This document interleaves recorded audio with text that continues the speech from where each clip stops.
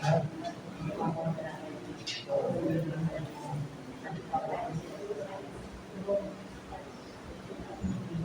umaga. Morning! Good morning po ba talaga? Ay, There's something special in today. It's in the air.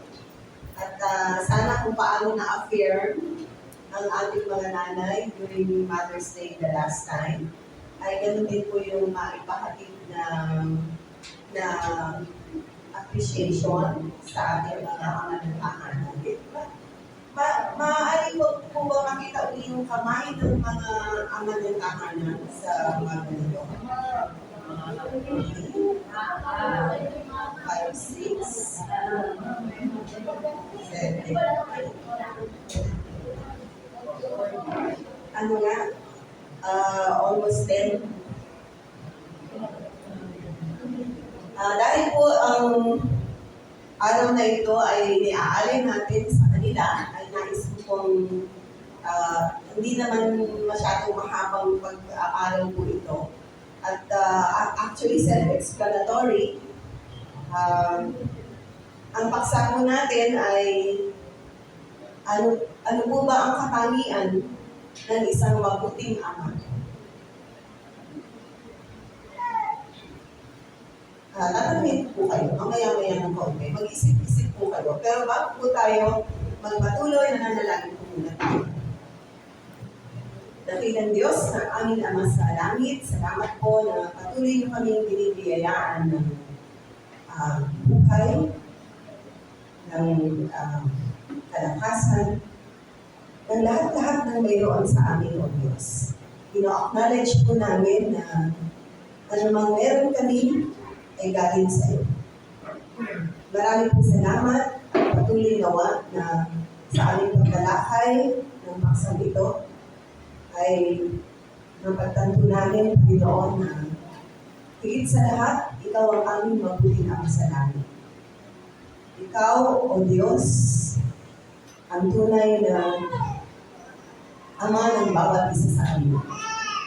At dinadakila ka namin sa umagang ito. Pinapupurihan, sinasamba. Maraming salamat sa iyong pag-ibig. Maraming salamat sa katotohanan na sa iyong puso ay may lugar para sa bawat isa sa amin. Bilang iyong mga anak. Gabayan mo po kami sa aming pag-aaral sa umagang ito. Nawa ikaw ang iyong tinig, ang aming marinig na nangungusap sa amin. Sa aming pangalan ng Panginoong Hesus, ito po ang aming panalangin. Amen. So, sabi po natin ang ating tatalakayang paksa ay ano-ano ba ang mga katangian ng isang mabuting ama. Ito ay para sa mga, siguro paalala sa mga ama ng tahanan at para sa mga wala pang pamilya, sa mga kalalakihan, kabinataan. Ito ay magsisilbi na rin gabay upang medyo mag-isip-isip na bago lumagay sa hindi naman magulo, kundi sa estado ng pag-aasawa, ay dapat na maliwanag sa inyo kung ano yung inyong pinapasok. Ano po? Sino ba dito yung mga binata at wala pang asawa? Taas ang kamay. Taas ang kamay. Patigay ng taas, ibig sabihin asawa kayo. So, meron tayong 4 na binata dito. So, ito ay magsisilbing, ulitin ko, parang paalala o gabay para alam niyo kung ano inyong pinapasok.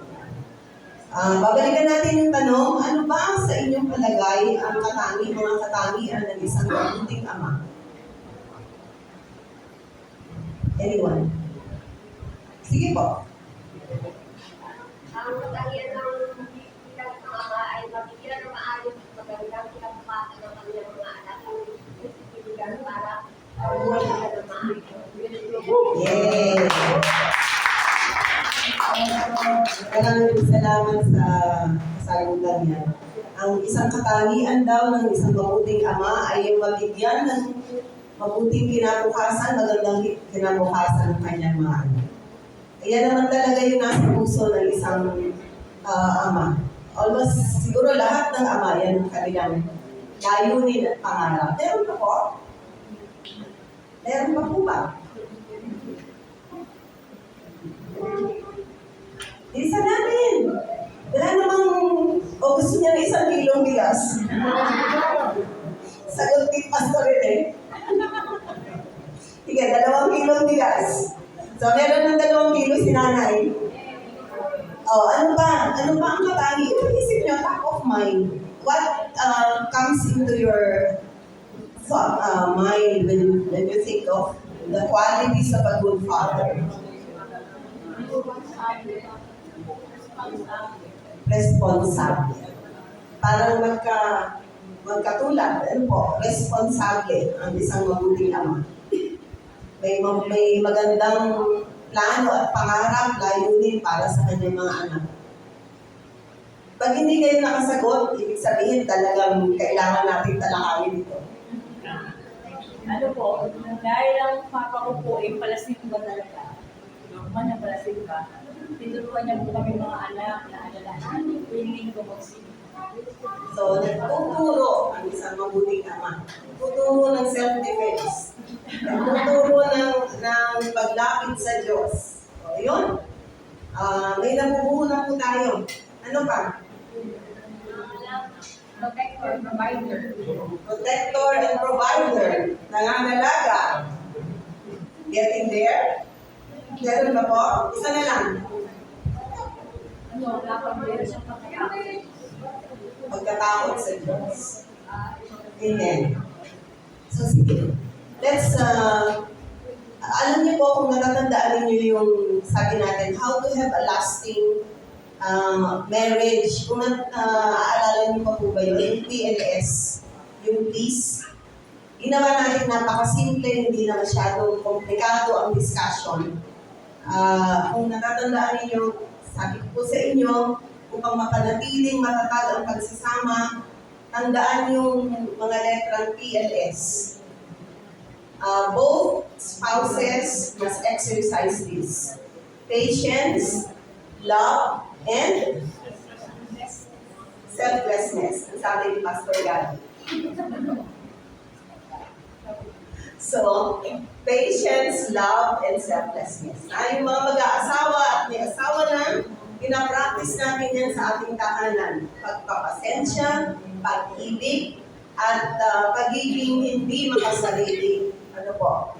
At para mas maging matandaan po ng bawat isa kung ano-ano mga katangian ng isang mabuting ama ng tahanan, PLS din. PLS din. Katangian ito, ha? Tama si Curly, sabi niya kanina, he provides and he protects. Tama? He provides and he protects. That is a good father. Number 2, nagugulat kayo dito. Hindi naman kailangan magulat. A good father loves the mother of his children. Ang isang mabuting ama, hindi lang siya mabuti sa kanyang mga anak, kundi mabuti siya sa ina o nanay ng kanyang mga anak. Hindi, papaliwanag ko sa inyo kung bakit. Mahalaga po ito. And number 3, a good father spends time with his children. Nagbibigay oras ang mabuting ama sa kanyang mga anak. He spends time. At pang-apat, ang mabuting ama ay tulad ng nabanggit kanina, nagtuturo at nagdidisiplina. So yung PLS, protects and provide, loves the mother of the children, spends time with the children, PLS din yan. May dagdag lang tayo isang letra pa. Disciplines the children. Alam niyo po ba na ang disiplina at pagtuturo sa anak ay iisa? Mamaya, ipatalakayin po natin yan. Nabanggit ko na yan before, sana ma-recall mo. Ang sabi ko po sa inyo kanina, sabi ni Girlie, a good father provides and protects. protects. Isa yan sa pangunahing tungkulin ng isang ama sa kanyang pamilya. Ang buhayin ang kanyang pamilya, tiyakin na may mabuti silang future, tama si nanay. At that is being responsible. Kaya kung may nagtatanong dito ng mga kabataan, anong edad ba dapat ako mag-asawa? Yan ang isang tanongin mo sa iyong sarili. Kaya mo na bang bumuhay ng iyong mga anak? Hindi yung simpleng pagtibok ng puso ay hudyat sa pag-aasawa. Hindi po. Yan ay first step. Marami pang hakbangin upang makatiyak ka na handa ka ng pumasok sa buhay pag-aasawa. Isa sa mga yon ay yung kakayahan mong bumuhay. Dahil nakaatang sa balikat ng asawang lalaki o ng ama ang pagbuhay sa kanyang pamilya. Hindi mo pwedeng iasa yan sa tatay at nanay mo. Hindi pwedeng iasa sa gobyerno kahit may 4 Ps. Hindi matutugunan ng pamahalaan ang pangangailangan, buong pangangailangan ng pamilya. Saan nakaatang yung responsibilidad na yan? Una sa lahat, sa asawang lalaki o sa ama. Pero sa kasalukuyang panahon, nagtutulong na o magkatuwang na ang ama at ina. Dahil sa hirap ng buhay, there once upon a time, ang pagbuhay sa pamilya nakaatang lang sa balikat ng tatay. Pero ngayon, magkatuwang na talaga ang mag-asawa. Lalo pa nga kung medyo dumami ang anak, hindi talaga pinakaya. Kaya yung stereotype na, yung parang naka-traditional na larawan ng isang ina yung nasa bahay lang, nagluluto, naglalaba, nagpapakain ng anak, hindi na po totoo yan. Completely true ngayon yan. Ano po? Dahil sa pagbabago ng buhay sa mundo, nangangailangan na lang talagang hindi lang partnership in terms of raising family, but also in terms of supporting the family. Basta may pagkakaunawaan ang mag-asawa na ang may pride, may first priority or may pangunahing duty or tungkulin ng buhayin ng pamilya na nakasalalay sa balikat ng ama. Sumusuporta lang ang asawang babae. So we best play our role as support. Ang babae ay hindi nangunguna sa kanyang asawang lalaki. Siya ay sumusuporta. Siya ay umaayuda. Dapat maliwanag po yan. Para hindi pinagmamalakihan ng babae, ng asawang babae ang kanyang asawa. Kahit minsan, nangyayari na mas malaki pa yung kita ng babae, pero hindi ibig sabihin noon na mamaliitin ng babae ang kanyang asawa. Kailangan merong maliwanag na ang leader, ang prime responsibility to raise a household or a family rests upon the shoulders of the father. So, sa apat na malalakihan natin ito, maliwanag ba yan?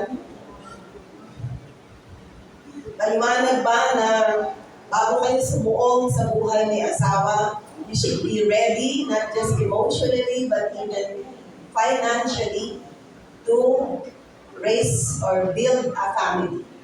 So, to provide and to protect.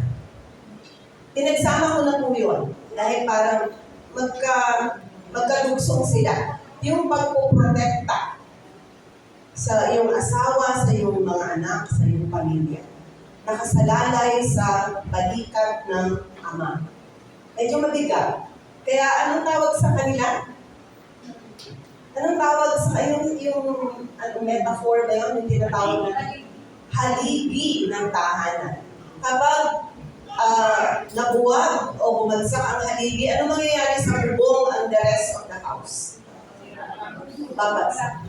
Kaya po dapat ang mga ama ng tahanan ay hindi natin binabaliwala. Sila ay dapat na sinusuportahan at pinapanalangin. Naliwanag po kayo, mga kapatid.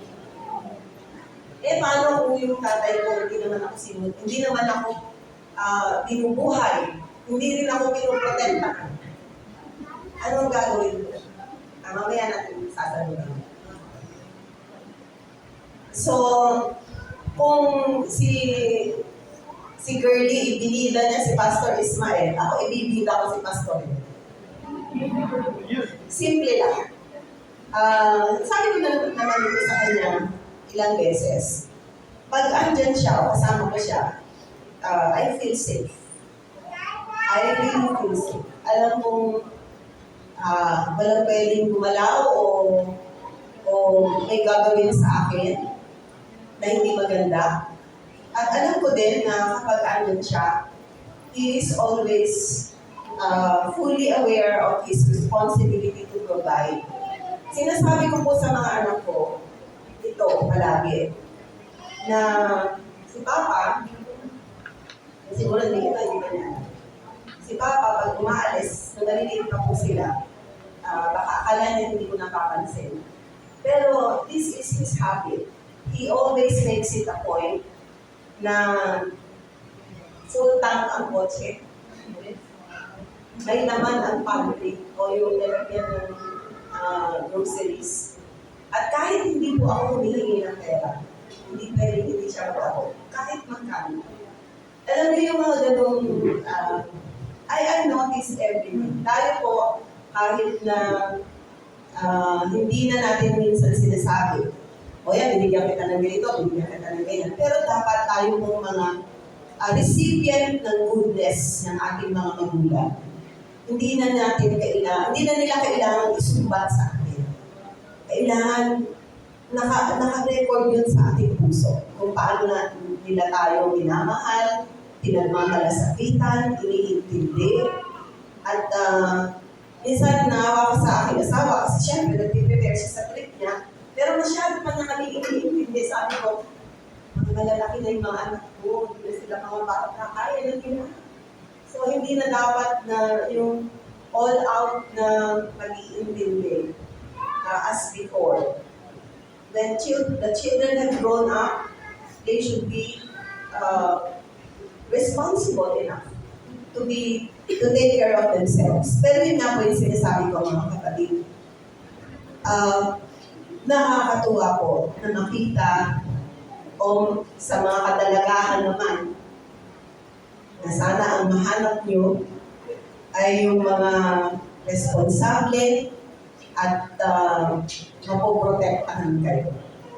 Na hindi lang gwapo, hindi lang magandang magdamit. Kasi pag tumanda yan, mababawasan na yung kagwapuhan. At pag nahukot yan, hindi na maganda magdala ng damit. Pero kung responsable at talagang alam niya yung kanyang responsibilidad sa inyo, it doesn't age. Hanggang pagputi ng inyong buhok, maaasahan mo ang iyong partner, ang iyong asawa. So, a good father provides and protects. So sana ang mga kadalagahan, mga kababaihan, ito naman yung hinahanap nyo. Yung merong husband material, sabi meron, able to sustain and support a family. Hindi lang yung magaling manligaw. Kasi mahirap po yun. Kung puro, ano tawag na pagkip, kung puro kilig, lumilipas ang kilig. So, ano yung number 1 natin? Letter P? Provide and provide. A good father provides and protects. And number 2, a good father loves the mother of his children. Bakit kailangan man sabihin niya? Kasi sinabi ng Panginoon, nasa Efeso 5:25 hanggang 28. Can we post that? And Ephesians 5:25 to 28. Basahin nyo na lang sa mata, ako magbabasa. Mga lalaki, mahalin ninyo ang inyong asawa na gaya ng pagmamahal ni Kristo sa Iglesia. Inihandog niya ang kanyang buhay para sa Iglesia upang ialay ito sa Diyos matapos linisin sa pamamagitan ng paghuhugas sa tubig at sa salita. Ginawa niya ito upang ang Iglesia ay maiharap niya sa kanyang sarili na nasa kagandahan nito, walang anumang duwis, di kulubugman, banal at walang anumang kapinlasan. Verse 28. Gayon din naman, dapat mahalin ng mga lalaki ang kanilang asawa. Tulad ng sarili nilang katawan, ang lalaking nagmamahal sa kanyang asawa ay nagmamahal sa kanyang sarili. Ang sabi, ang utos, mga lalaki, mahalin ninyo ang inyong mga asawa. Tulad ng pagmamahal ni Kristo sa simbahan, sa Iglesia, na pinag-alayan niya ng kanyang buhay. Ibig sabihin, hanggang maging ang kanyang buhay, itataya niya para sa Iglesia. Sa ganun ding paraan, maging ang buhay ng asawang lalaki, itataya niya para sa kanyang asawang babae. Bakit? Sapagkat yun ang halimbawang iniwan ng Panginoong Jesus. To Christ, His wife, His bride, is the church. And He offered His life for the church. So handa kang itaya ang iyong buhay para sa iyong asawa. At ang sabi, ang nagmamahal sa kanyang asawa, nagmamahal sa kanyang sarili. If you love your wife, you love yourself. Why? Because you and your wife are one. Ang ibig bang sabihin nun, lalaki lang ang dapat magmahal sa kanyang asawang babae. Hindi po. It should be mutual. Both ways. Ganun din naman ang asawang babae ay nagmamahal dapat sa kanyang asawa. Pero pansinin niyo, hindi sinabihan ng babae na magmahal sa asawa. Kahit basahin mo yung buong Ephesians 5, di ba kayo nagtataka? Lalaki na ang sinabihan magmahal sa asawa. Ano ibig sabihin? Hindi naman pala tayo yung utusang magmahal eh. So, sila lang eh. Pero alam niyo po ba, it's a given na nagmamahal tayo sa ating asawa, asawang lalaki, ama ng ating mga anak, at yung pagmamahal na yan, ipinapakita ng respeto at pagpapasakop. Kaya ang sabi ng babae, pasakop kayo sa inyong mga asawa. Hindi na sinabihan ng babae, mahalin mo ang iyong asawa kasi given na yan. It's ingrained in the heart of a man, of a woman, na mahalin ang kanyang asawa. Pero dapat ang pagmamahal na yan, hindi mo pinapakita sa yakap at halik lamang, kundi higit sa lahat, pagpapasakop, pagrespeto sa iyong asawa. Pansinin natin, anong ginawa ni Adan kay Eva? Ni Eva kay Adan. Hindi nirespeto ni Eva ang posisyon ni Adan bilang kanyang asawa. Pinangunahan niya si Adan. At alam niyo, every time na nangyayari yan, magulo. Dapat po na pinapakita natin na kahit medyo parang tingin mo, mas magaling ka pa sa asawa mo. Tingin mo lang yun. Pero, ang sinasabi ng salita ng Diyos, magmahalan kayo sa isa't isa.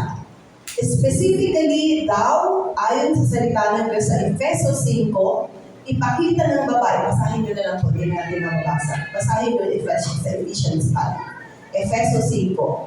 Ipakita ng babae ang kanyang pagmamahal sa kanyang asawang lalaki sa pamamagitan ng pagpapasakop. At kapag nakikita ng mga anak na may pagmamahalan sa kanilang mga magulang, sa kanilang ina at ama, ano nangyayari? What do you think? Kasi lahat naman tayo at naging anak. Anak ng ating mga kanilang magulang. Ano nararamdaman natin pagka nagkakasundo sila, hindi sila nag-aaway, o kung may hindi man sila pinagkakasunduan, hindi sila yung nagbabatuhan ng plato o nagbubugan. Ano yung nararamdaman mo kapag nakikita mong nagkakasundo ang iyong mga magulang? What do you feel? Kaya, Masaya. Masaya. Bukod sa masaya, kaya pa, mapayapa. Masaya, mapayapa. Ano pa? Mayroong pangatlo. Maginhawa. wala na siyang maganda. Hindi ko siya alam i-translate sa Tagalog eh. Nasisecure ka. You feel secure. You feel secure na yung family mo hindi mabubuwag.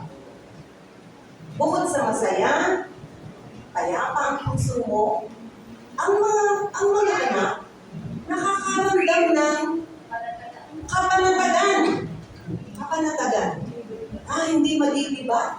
Diba? Kasi kung ang tatay ang halili at nakikita ng anak na nagmamahal, nag-aalaga, nag-provide ng ama, hindi lang sa mga anak, kundi maging sa kanyang asawa, nagkakaroon ng hindi lang kasayahan, kapayapaan, kapanatagan. Kahit anong problema, hindi kami mabubuwag. Kasi matibay ang pagsasama ng nanay at tatay ko. Alam niyo po, pag nakikita, hindi mo kailangan sabihin yan. Pag nakikita ng ama at ng mga anak, na matibay ang pagsasama ng mga magulang, ng kanilang mga magulang, nagkakaroon sila ng kapayapaan at kapanatagan. Security. Security. Pero pag palaging nag-aaway and worse, nagbubugbugan, alam niyo kung sino yung trouble na trouble? Ang mga anak.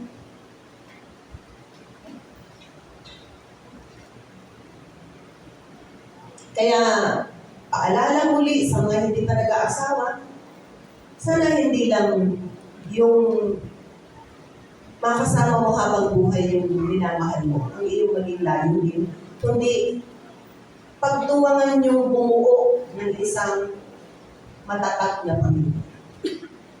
Kasi yan na yung regalo ninyo sa lipunan. Yan na yung contribution ninyo sa pamayanan. To have a solid and a strong family is already a solid contribution to the community and to the nation. Ambag mo na yan. Lalo na kabi-kabila, left and right nagbabagsakan, nawawasak ang mga pamilya, wala nang role model. The other day, may kausap ako, sabi gano'n, na nakakatandi mo. Yung father, nakatatlong pamilya. Yung mother, ganun din, ilang pamilya. So, siya ay produkto ng ikalawang pamilya. At alam niyo, alam niyo yung gano'n, walang stability. Kaya nung bumuo siya ng sariling pamilya, sabi niya, gusto ko magkaroon ng isang solid family na hindi ko natikman. So, na maganda naman, hindi siya gumaya sa naging karanasan ng kanyang ama at ina, kundi sinabi niya, binuo niya sa kanyang sarili, yung pamilyang ibubuoin ko at ikatatag ko, iibahin ko. Yan po ang dahilan kung bakit number 2 yan. Hindi naman siya on that level lang o yung parang may hierarchy of importance. Yung pag-ibig sa pagitan ng mag-asawa, kailangan upang ang mga anak magkaroon ng kapayapaan at kapanatagan. So a good father loves the mother of his children and vice versa. Amen? So, and number 3, a good father spends time with his children.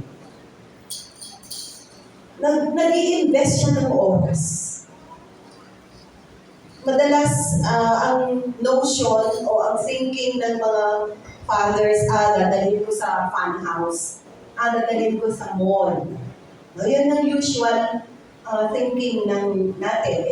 It's good kung may pang-mall, kung may fun house. Pero marami pong paraan ng pag-uukol ng oras. Yun, kagaya yun, yung narinig natin na nagturo si Pastor Ismael to make sure, double purpose, to make sure na kapag wala siya, mga anak niya hindi defenseless, lalo puro mga babae. And habang nagtuturo, anong ginagawa niya? Hindi siya nag-spend time. Di ba siya nag-uukol ng oras? That is investing time. At may nabasa po ako recently na madalas ang narinig natin pag maliliit pa yung mga bata. You spend time by playing. Di ba? Playing. You play with your children. So parang ang pag-spend time lang, lalo kung maliliit pa sila, ay pakikipaglaro. Hindi mo lang bibigyan ng laruan. Makipaglaro ka. Minsan mas, hindi naman kailangan masyadong mahal ang laruan. Minsan kahit nga, ano yun, yung lata lang na ginawa mong kutsi-kutsihan, basta may dalawa naglalaro. Diba? Masaya-masaya na yung bata. Ano bang mali niya kung 1,000 pili mo dyan? Wala naman siyang concept ng mura at mahal. Diba? O yung mga parang bank card na libo-libo ang halaga, he doesn't know how much that is. Yung lata na may tali na hinihilan yung pareho, masaya na siya dyan eh. Diba? So there are ways. Pray with them, teach them skills. What else? Alam niyo ba yung nabasa ko recently, sabi gano'n, ito yung parang kung maliliit pa mga bata. Don't just play with them. Do house chores with them. Kahit ulitin mo pa. Kasi siyempre pagka sinabi mo, magwalis ka, malamang sa malamang uulitin mo yan. Kasi hindi naman sila mahusay magwalis. Diba? Pero para sa kanila, anything that you do together is precious. Para sa mga bata, yung kasama kanila kay laro, kay trabaho sa bahay, pareho lang. Magkasama kayo eh. Kasi ang bata, ang mundo niya ay ang magulang. Her world are the parents. Masyado pang limitado yung worldview niya eh. Umiikot pa lang sa magulang, sa pamilya, sa tahanan. So, yung spending time, yung mga may anak dito, hindi lang makikipaglaro. Even teaching them house chores. Kahit ulitin pa. O kaya, yung batang kagaya niyan, dahan-dahan. Pwede mo turuan na dumampot ng basura. Diba? Mag-ayos ng laruan na kinalat niya. Pagmukhain kung parang laro pa rin. Yung liga, nagsama-samahin natin yung pare-pareho ng kulay. O pare-pareho ng laki. Hindi niya alam, nakakatulong na siya sa pag-arrange back ng kanyang mga laruan. So, there are a lot of ways of spending time. And one precious way of spending time with your children is teaching them how to pray. Diba? Turuan mo yung batang manalangin, kahit di pa niya naiintindihan what prayer means. Basta alam lang niya na pwede kang tumawag sa Panginoon. Alam niyo si Joy na maliit yan, ang concept niya ng prayer, yung prayer for the food.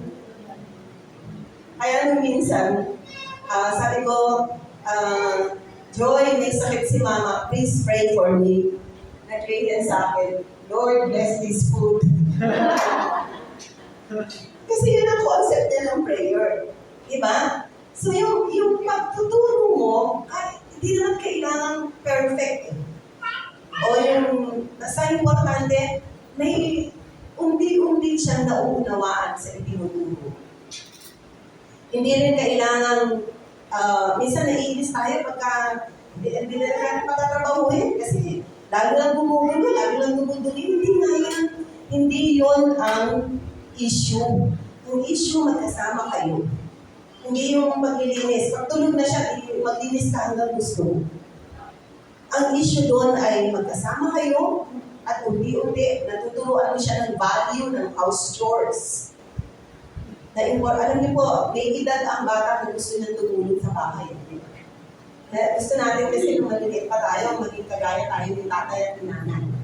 Ako, anong ginagawa nila? Kaya yung panganay ko, nung tinanong, minsan siya ng isang kaibigan ko, sabi ng kaibigan ko, ano ang pangarap mo, G? O Dorcas? Ang sagot niya, gusto ko pong maging katulong.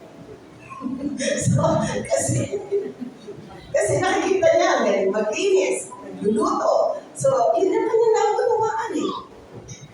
So, we can spend time in so many ways. Teaching them so many things. Yung alam mo na ituro o i-impart sa bata. That is your way of spending time with them. At siguraduhin mo lang na yung itinuturo mo, importante kasi yan, very impressionable ang bata eh. Pag sinabi mong ito, maganda, ito, tama, nakatatak na yan. Kaya dapat tama rin ang pag-iisip ng magulang. Kung ano yung ituturo, kung ano yung i-hand down dun sa bata. Spending time is very important. Kasi darating po ang panahon, at alam ko na iintindihan ako ng mga magulang dito, na hindi na tayo ganon ka appealing yung ating presensya sa buhay nila. Lalo na pag meron na silang sarili-sariling set of friends, meron na silang kani-kanyang mga interests, at busy na sa pag-aaral, hindi na sila ganoon ka gano'n na mag-spend time with you. Noon, matatakot mo pa yan na, sige, hindi kita isasama. Pero darating ang time, isama mo, hindi, wala siyang paki. Kasi may sarili na siyang mundo. Diba? Hindi mo na siya pwedeng takutin. Kaya habang may panahon pa, habang maliliit pa ang mga bata, spend time with your children. Talk to them. Do activities with them. Pray with them. And play with them. Meron po kasing window yun eh. Kapag lumipas yun, you have lost it already. Kaya habang may oras pa, lalo na sa mga may anak pa na maliliit, kahit kung minsan nakukulitan tayo sa mga bata. Isipin niyo palagi na that's just for a season. Yung kakulitan, kalikutan, lilipas. And by the way, ulitin ko po, nasabi ko na ito before, pag ang bata hindi makulit at hindi malikot, hindi bata. Ulitin ko po yun. Ang bata, kaya siya malikot, kaya siya makulit, dahil bata siya. Don't punish her or him for being a child. Kasi, bakit siya makulit? Ang dami niyang gusto diskubrihin. Dami niyang tanong, bakit gano'n? Bakit ganyan? Bakit siya malikot? Kasi hyperactive siya. He or she has excess energy. Kailangan ma-harness yung energy niya the proper way. Playing, doing house chores, physical activities. Hanggat maaari, may nabasa ko, huwag mo munang hawakin ng gadget up to age 12. Hanggat maaari, huwag mo i-expose sa gadget ang bata. Kasi madadivert na yung attention niya. There will be less space for playing actively, doing house chores, kasi nakababad siya eh. Galit pa yan sa'yo kapag pinagbawalan mo, sisihin mo ang sarili. Kapag umabot na sa punto na nagagalit ang anak mo sa'yo dahil sa nire-restrict mo ang kanyang screen time. Alam mo po yung mga gumagawa ng mga games na yan, crafted yan, engineered yan to captivate your attention. Yung ayaw mong huminto. Ganyan yan nilikha. Yung tuloy. Kaya nga mayroong mga they just dropped it. Playing computer games na ayaw na huminto. Hindi na iihi, hindi na kakain. Playing for days. So, dapat ang bata pahawakin o magkaroon siya ng sarili niyang gadget pagka meron na siyang sapat na isip para pigilan ang kanyang sarili. Hindi na tama yun. Yung oras ko para sa pamilya, yung oras ko para sa pag-aaral, yung oras ko para sa pamilya, kinakain na, ninanakaw na ng paglalaro ng games mula umaga hanggang gabi. So, yun po. Spend time. Huwag nating gawing caregiver o nani o yaya ang cellphone. Ipagsisisi natin yan later. Spend time. So P, what is P? Provide and protect. L, love. The mother of your children. S, spend time with your children. And lastly, discipline your children. Yung binasa po natin kanina, post nga uli yun. Deuteronomio, 6, talata 5 hanggang 7.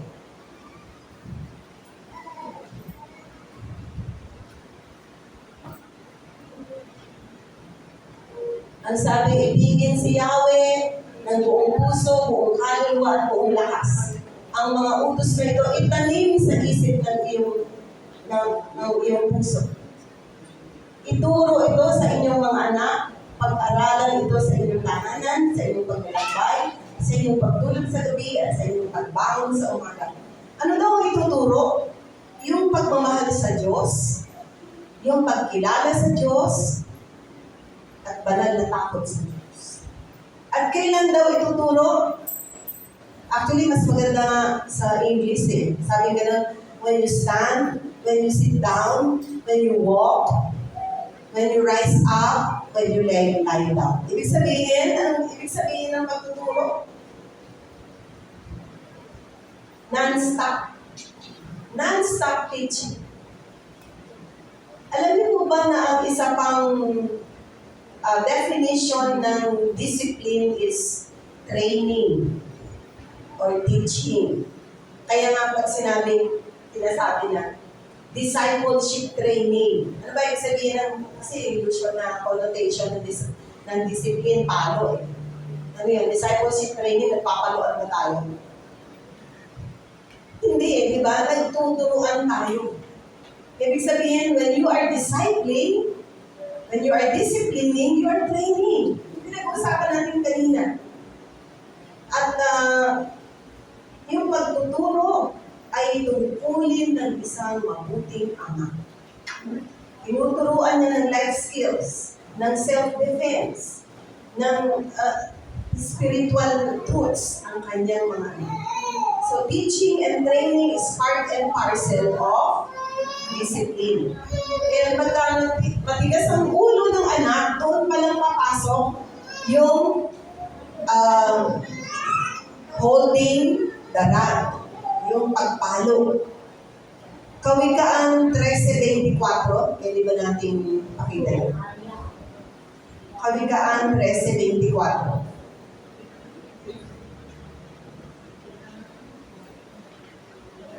Ang mapagmahal na magulang, anak ay dinidisiplina. Ang anak na di napapalo, ano daw? Hindi mahal ng magulang. Pag hindi napapalo, hindi na itutuwid, hindi na papagalitan, ano daw? Hindi mahal ng magulang. Ang magulang, second nature na sa kanya ang pagtutuwid, magkukorek. Bakit? Kasi ano sabi ni nanay kanina? Gusto niya kayong bigyan ng mabuting kinabukasan. Gusto niyang tumahak kayo sa tamang landas. At mangyayari lamang yan kung may nagtuturo. Yung mga batang lansangan, may nagtuturo ba doon? Yung mga nakatira sa ilalim ng tulay, sa gilid ng daan, mga batang nagkalat, may nagtuturo ba sa kanila? Kaya kung ikaw ay napapagalitan ka, na minsan napapalo ka. Kung siguro may mga bata rin hindi na napapalo. Pero kung napapalo ka dati, yun ay tanda ng pagmamahal.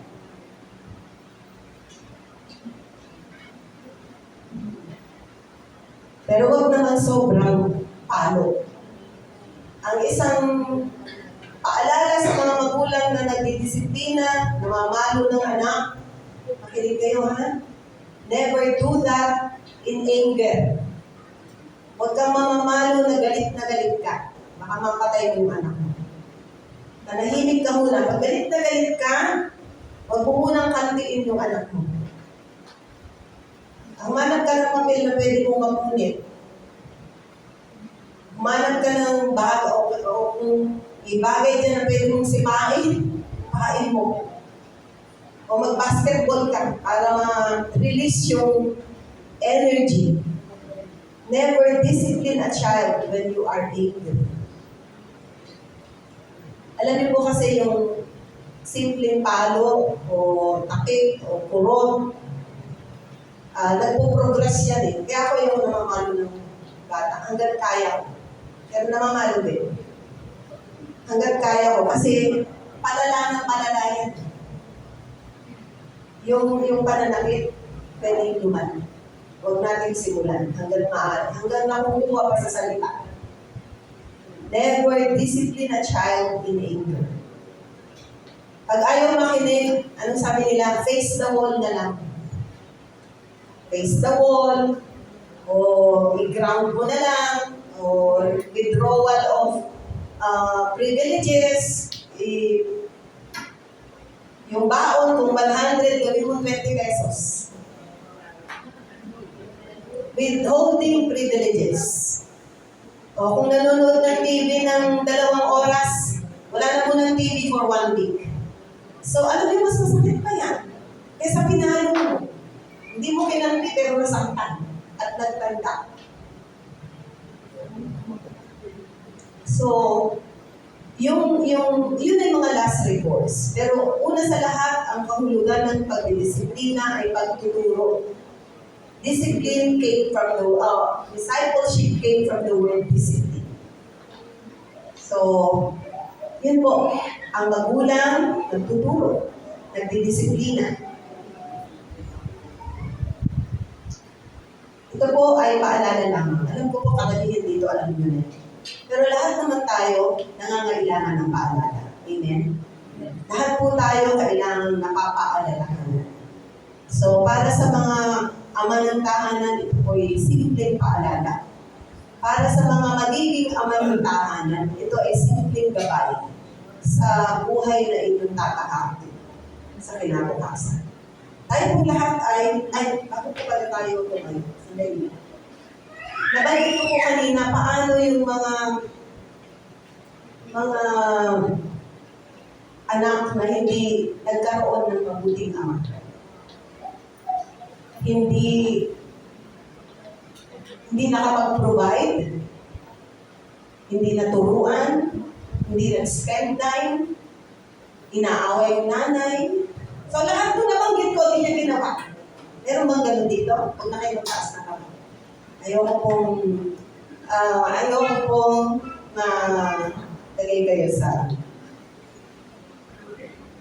Ito po ay puro idea. Alam naman po natin, hindi lahat ito nagagawa ng consistently. At meron talagang hindi nakagawa. At may mga batang hindi pinalad na magkaroon ng mabuting ama. Kung ikaw ay nasa ganyang kalagayan, kapatid, patawarin mo ang iyong ama. Forgive your father. At huwag mong sundan ang kanyang yapak. Kung ikaw ay anak na babae, maging mabuting anak ka. Maging mabuting anak ka pa rin at maging mabuting ina ka. Kung ikaw ay anak na lalaki, maging mabuting ama ka later on. Magpatawad, matuto sa kanilang pagkakamali. Pangatlo, acknowledge na meron kang ama sa langit na nagmamahal sa iyo. Kahit na hindi ka nakatanggap ng pagmamahal mula sa iyong ama sa laman, meron kang ama sa langit na nagmamahal sa iyo. Nag-aaruga sa iyo. Kaya hanggang ngayon, buhay ka pa. Hanggang ngayon, may mangyayaring maganda sa buhay. Dahil meron kang ama sa langit na nagmamahal sa iyo, kumakalinga sa iyo, at may magandang plan para sa iyong kinabukasan. Tayo po lahat ay tumayo. Hallelujah. Hallelujah. Dakilang Diyos, maraming salamat na ikaw ang aming Ama.